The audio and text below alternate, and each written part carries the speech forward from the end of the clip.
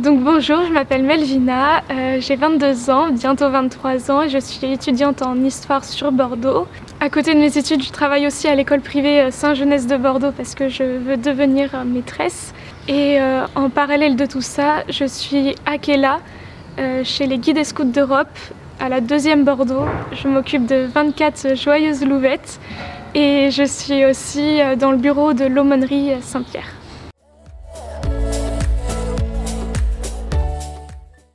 Le carême, je pense que c'est un temps où on peut se recentrer sur nous-mêmes et sur Dieu, prendre vraiment ce temps de réflexion autour de ce qu'est la foi et ce qu'elle représente pour nous et comment la vivre au mieux en union avec le Seigneur. C'est forcément un temps qui est plus difficile parce que c'est un temps de don de soi, mais je pense que c'est ce qui rend aussi ce moment plus beau que n'importe quel autre parce qu'on le vit dans une pureté simple. Je pense que je puise ma force surtout dans le service aux autres. C'est pas un moyen de s'oublier, mais c'est un moyen de donner qui est beau, que ce soit dans le bureau de l'aumônerie avec des jeunes qui ont mon âge ou que ce soit avec des louvettes du coup qui sont plus jeunes et qu'il faut vraiment accompagner dans la foi. Et puis j'essaye aussi de prier plus et de vraiment me mettre à fond dedans parce que c'est pas toujours facile, on n'a pas toujours envie après une journée bien chargée, bien remplie. Et je pense que du coup ce sont des moments où on se pose face à face et où le Seigneur et le Saint-Esprit nous accompagnent.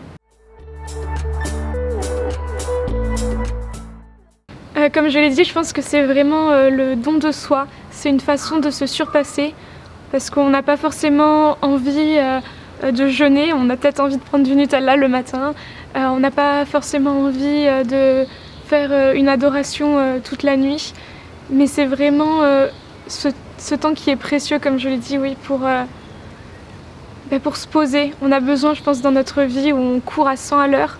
Et ce temps d'ascèse qui est différent pour chacun d'entre nous, parce qu'on prend tous différentes résolutions.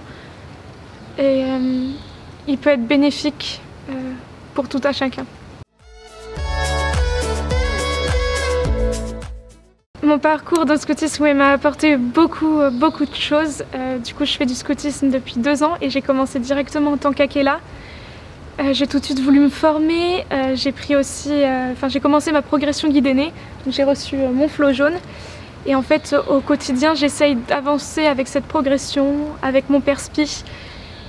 Et ça m'apporte énormément dans tout. Ça m'apporte autant justement dans la prière que dans la réflexion autour de la foi, sur ma foi en fait. Et j'apprends aussi à prendre des moments, par exemple pour développer ma technique d'œuvre que je choisirai pour mon chef-d'œuvre de guide aîné. C'est des moments que je prends avec moi, pour moi. Et c'est des moments où je déconnecte du reste du monde et c'est très agréable. En fait, quelque part, j'étais obligée en étant Akela de savoir animer une messe, de savoir faire une prière pour les louvettes. Et tout ça, ça m'a beaucoup appris. Je suis pas sûre que j'aurais osé naturellement si je n'avais pas été un peu obligée. Et je suis heureuse en fait d'avoir pris ce rôle et d'avoir découvert plein de facettes qu'on n'imagine pas du scoutisme.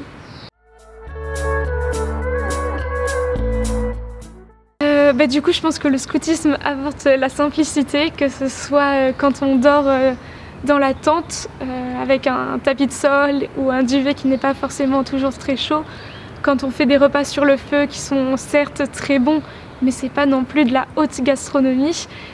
Et c'est salutaire dans notre vie aujourd'hui, cette simplicité. Ça fait du bien de déconnecter, par exemple, de poser le portable pendant tout un week-end ou pendant une semaine de formation. Je trouve que c'est cette simplicité que nous devrions retrouver dans le carême pour rappeler tout simplement ces 40 jours dans le désert.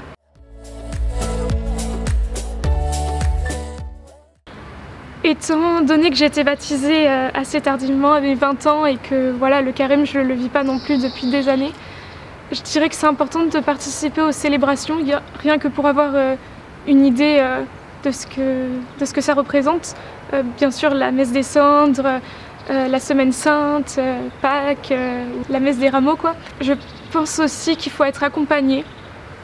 Ça peut être auprès de jeunes du même âge qui partagent la foi, ou auprès de laïcs aussi qui ont une grande foi, ou une foi simple même peut-être. Et puis tout simplement un prêtre aussi. Parfois ça peut être une bonne idée.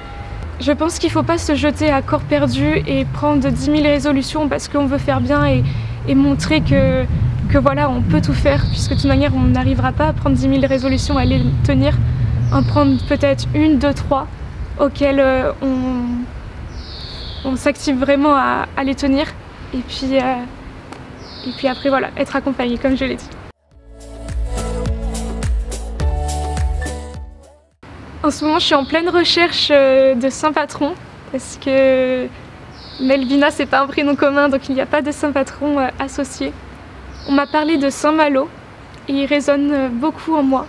Son histoire n'est pas très connue. Je trouve pas de livre à son sujet, mais je pense que c'est particulièrement lui que je vais prier pendant ce carême.